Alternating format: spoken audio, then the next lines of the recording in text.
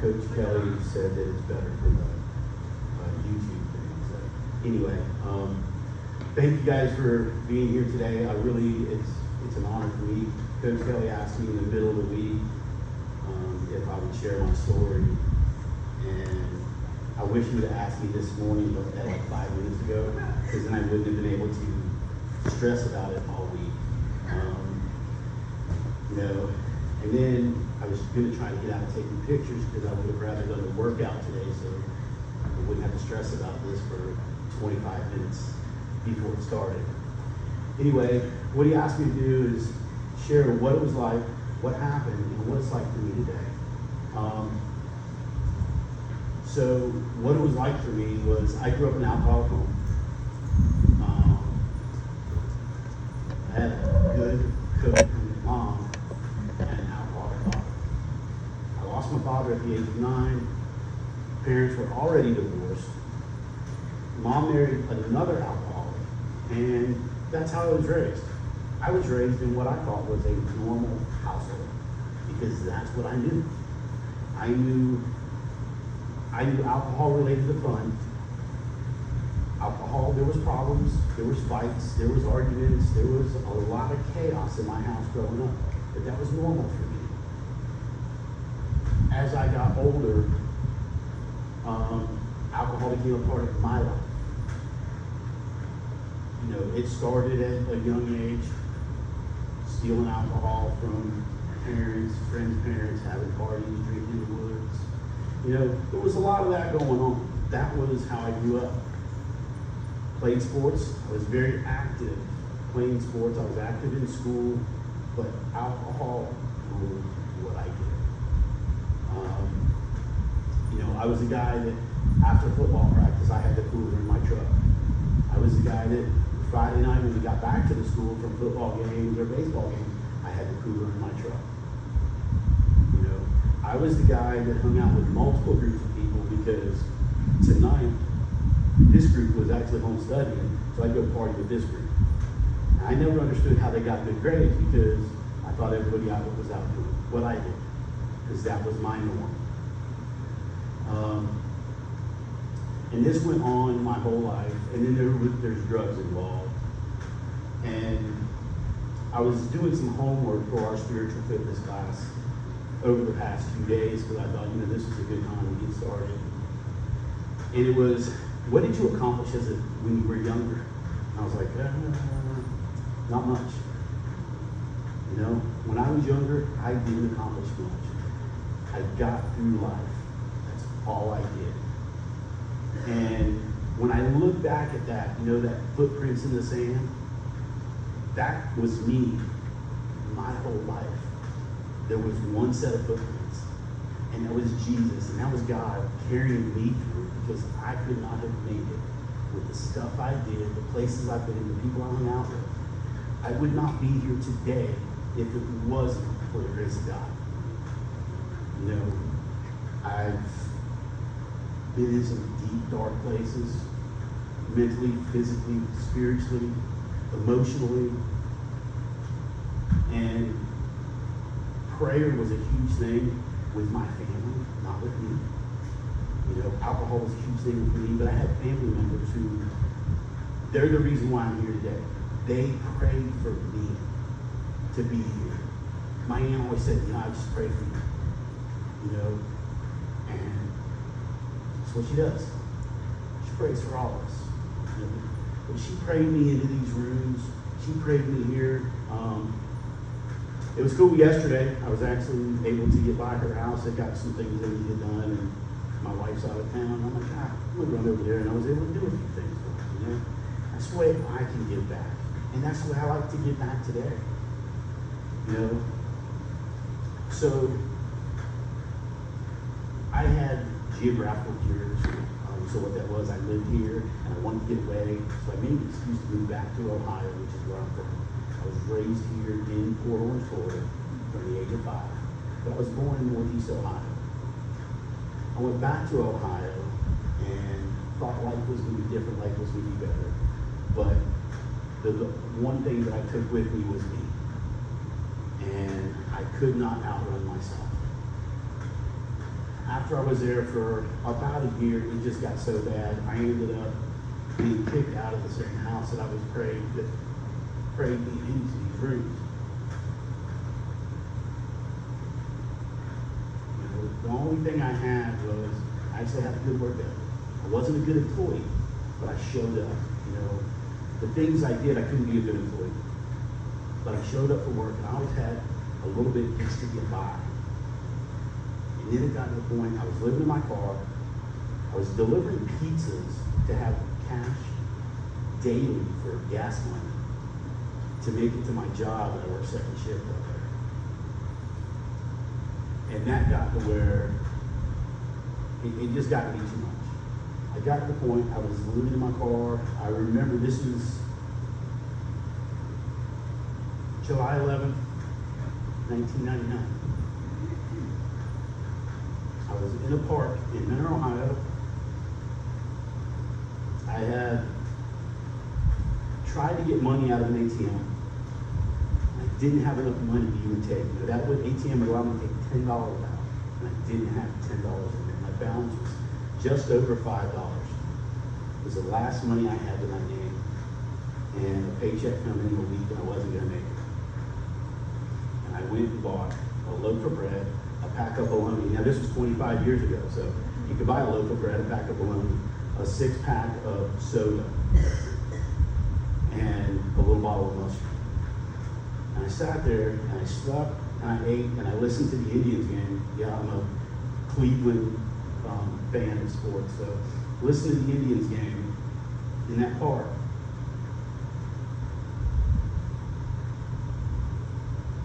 And that's when I asked God for help. Because I knew I could not do this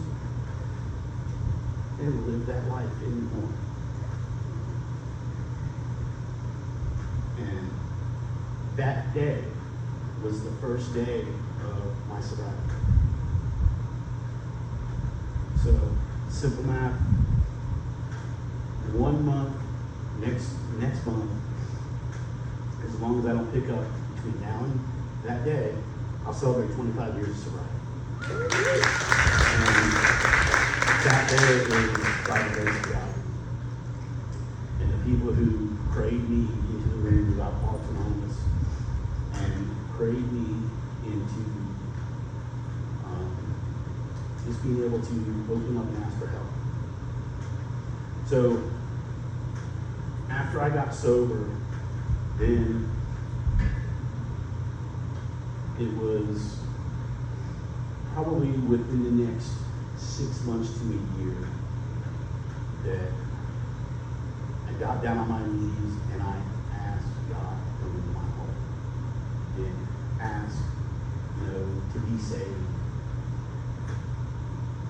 And it was just like this whole world just lifted off my shoulders that I've been carrying forever. Not knowing what to do. And then at that point I knew I didn't have to do anything. I just didn't have to pick up a drink. That was the only thing I had to do one day at a time was not pick up a drink. And you know, there was times it was just don't pick up right now, just don't pick up this hour, you know, this day. And I was in total grief. I met my wife through the rooms.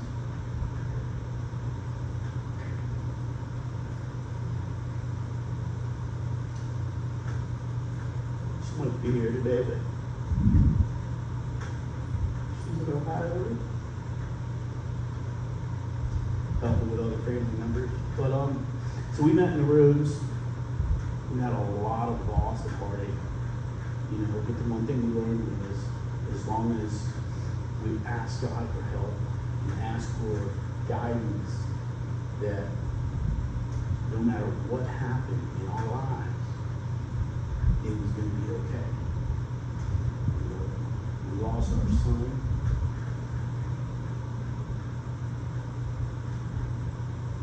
12 years ago.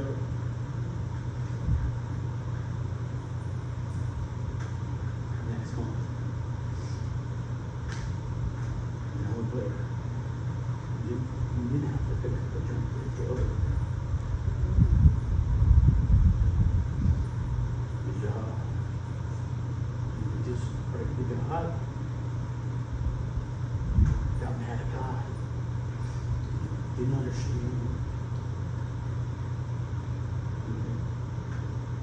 Sometimes, there's a lot of things that I don't understand. And I don't have to.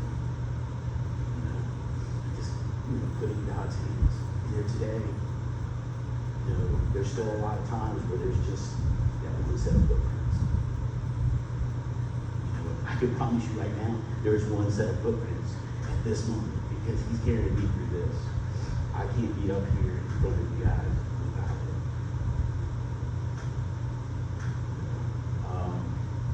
We moved back to Florida. Her and I moved to Florida together. I was originally from here, and when we got here, I came here for a job that I previously had. I was not a good employee, but I was good enough, and they were good friends, and they hired me back. And I got back into the business that I'm in today. But that was a rough start. My wife wasn't from here. I was raised here.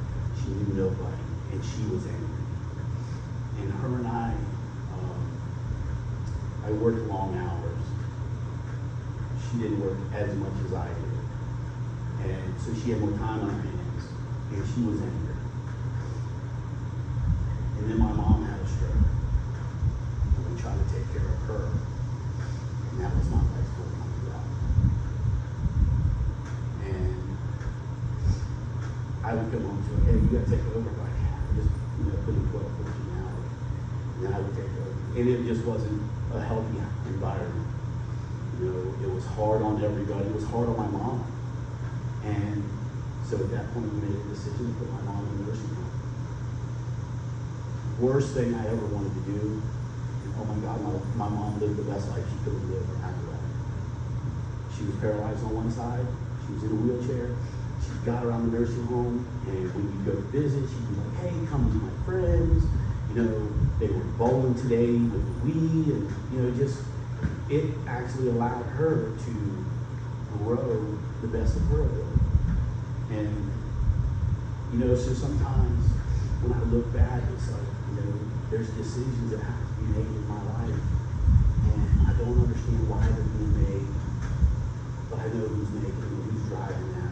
Because I just asked God for help that we make the right decision, and that was the right decision for her.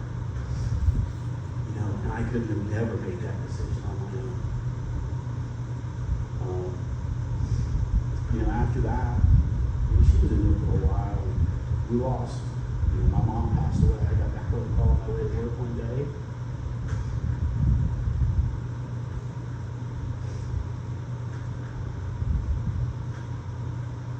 December 14th, that was 6 years ago, that we lost Mom.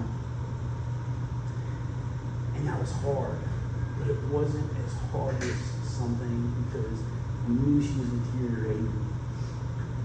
And, her health was getting worse, so God, I miss her to death, but I know she's in a better place today.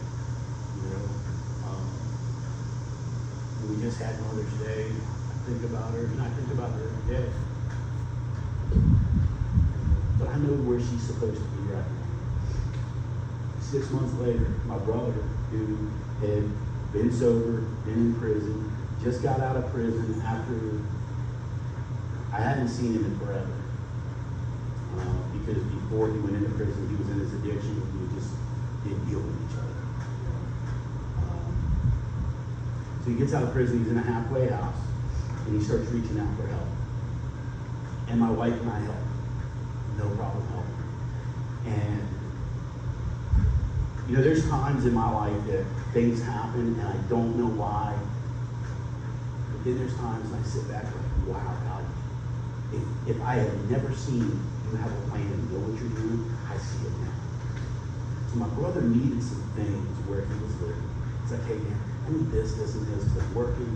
And I'm like, all right, send me the list. So he gives me a list, and it's everything I can order on Amazon and have it dropped off to him. 2 days later, he calls me, hey, did you get a chance to get that stuff ordered? No, I didn't. I've been really busy. I apologize. I'll make sure you have it. Come Friday, hey, did you get that stuff? No, dude, I didn't. And I tried to order it. It'll never be there in time. Lori and I will grab the stuff, and we'll bring it over to you on Sunday. He's like, I was like, I promise I'll make it there. He's like, okay.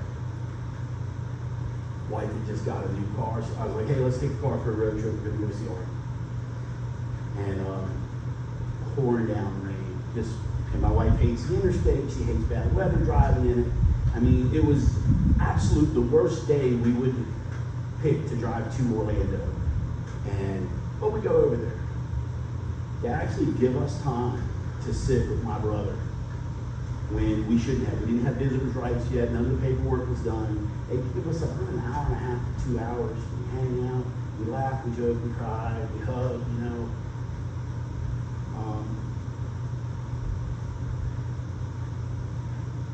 He was in prison when my mom passed away.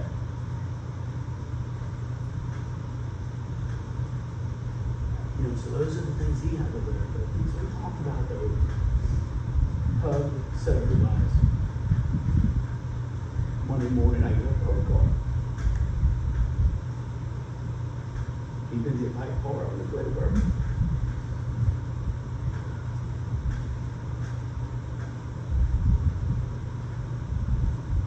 Now, I hadn't seen him in 2 years. I would not have seen him if he was on a little bit quicker, or I would have been a little bit quicker. I would get later on even more. But because of that, I got to spend 2 hours with him the day before he passed away. It never would have been there. You know, so don't think procrastination is always bad, because in that case it wasn't.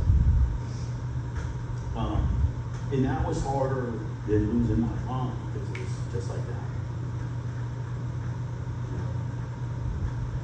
And if I didn't learn before, I learned that day that how short life really is, and how quickly it can be taken from any of us. So, you know, we worked our way through that. And then, you know, we all got to deal with COVID. My wife had been going to this other church, and I tried it with her, and I just wasn't a fan of that church. I was, you know, they seemed to just, all they did was ask for money. So all I heard was, hey, give to this part of the church, give to that part of the church. We're going to sing a few songs, talk a little bit about the Bible, and there's also a collection plate on your way out the door if you feel like dropping some money into that as well. And I spoke with her about that, and she's like, well, just give it another try. So I gave her a couple more tries, because I don't like to give up on anything. And it just wasn't for me. And then COVID came along, and my wife wasn't able to go to church anymore. She was getting restless. You know, I woke up one morning, and I was like, hey, let's go to church. She's like, I can't go to church. So we can watch it on TV. Like, no, let's go to the drive-in church. She didn't know about the drive-in church in Grayson. Now I grew up here seeing it, but I'd never been there. But then, of course, it pops up on Facebook, right? And so we go to the drive-in church, and the drive-in church got her and I going to church together. We were able to go to Dalton in the truck, and we got to go to church during COVID when a lot of us didn't know that avenue was even there. That helped bring us closer together. And then we got to talking, and you know, some of the restrictions were being lifted, and we're still going to that church, and they started about baptism. And we talked about it, and he was like, hey honey, have you ever been baptized? Were you baptized? She was, I don't know. And both her parents are passed away. Her sisters didn't really know, but they said, probably not. And I asked my aunt, and she's like, Eric, I don't remember. You know? So we got baptized together in the ocean here on Daytona. And it was absolutely just perfect, right? Couldn't have been any better. So I may have been baptized twice. You know, if I was, I probably really needed it anyway. But I'm sure the once was good enough. So we were able to do that together. And then she decided, she found another church. We quit going to that one, other churches opened up. And she's got this pastor that she's known him prior to him becoming a pastor, and him and his wife. And he started pastoring the church down in UCM. So she started going there about the same time I started coming here. But what got me here was the same thing that's got a few of you here, if not all of you, because I got invited, right? So my fitness journey started with knee replacement surgery. I heard nothing but horror stories about knee replacements and how, you'll never have your mobility back the way you had. And I was like, look, it'll be okay for me because my mobility wasn't that good when it was that bad. But I used the physical therapy for my knee to be the catalyst that got me into going back to aging, not distal at the time. And so I was doing that, and then friends of mine, Leo and Holland, most of y'all know them, they were like, hey, you should come out to Move It. What is that? Oh, it's, CrossFit, but then we have a church service afterwards. So, it sounds pretty cool, but I have to do that CrossFit thing. So I came and I got my butt kicked. But afterwards, I got to hear Coach Kelly speak, and the atmosphere, it was very welcoming, and I loved it. Okay, so I started coming to Move on a regular basis, and they got me coming into. Then I joined CrossFit, and that's been a couple years now that I've been with CrossFit and coming to Move, and this. By coming here, and I'm here every other Sunday, so my wife's not really, this isn't her thing, right? This is my thing. She likes the traditional church, and she's got a great church, she's got a great pastor, so, that compromise for me is 2 days a month here, and 2 days a month with her. And it allows us to still celebrate God together, and also at home, and then, I'll come home and we'll talk about what was done here, and then she'll tell me about her church service, and it just gives us more to talk about,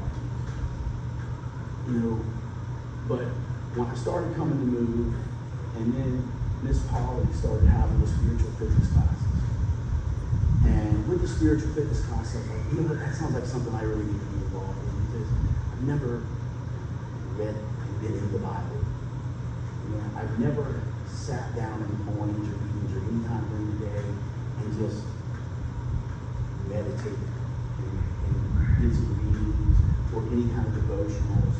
That was never part of my life. I just grew the church. I just came to Move.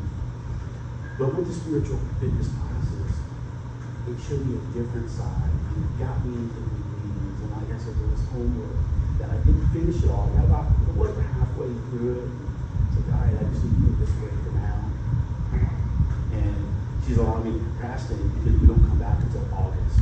So there's a few months off, so I can procrastinate a little bit on this. And that Saturday night before we're here Sunday morning, I'll be like, hey, Lord, leave me alone. I gotta get this done. And I'll be over there, cramming it in. But the spiritual fitness classes have got me into the Bible app every morning. That's part of what I do today. Like every morning I get in, wake up, I have my coffee, I get in the Bible app, and then I go and I look at some of the different plans, and it's like, this sounds like something that I really need to be, and I invite some friends in, and some people comment, some people don't. I'm not one to comment about a lot of things, but I really like the input, the comments that the other people that have joined the plan with me, go out there. It's very inspirational. And then I found, this is the beauty. It's got me searching different ways and different avenues that I can hear more about God and how He can help me, and how random some of the stories and readings. And I'm very big on the audio listening, because I do a lot of driving for work. Every day I'm an hour and a half ride each way to work. And So 10-minute Bible talks, I found that on Spotify, and it's real cool because, you know, it's just random, and whatever they're talking about that day, it's supposed to be, you know, they're going to do a devotional in enough time to get you to work. Well, they don't speak for an hour and a half, so it's 10-minute Bible talks, and whatever's going on that day, that's what I'm supposed to hear. You know, and it's that little stuff, those little nuggets that get me through my daily routines now. You know, so I got a little loud with it. But you know, that's how I got here to move. And you know, I don't want to carry on. I don't know how much longer I should be up here. Probably right about that time anyway. But anyway, that's where I am with God today. And you know, one of the things with the you know, is I'm learning about myself is, you know, speaking in front of people is really not what I do. But you know, some of the things that I have done in my life, and I guess this is where, you know, we talked about, you know, I talked about when I was younger, you know, I didn't accomplish anything. You know, but after I got sober,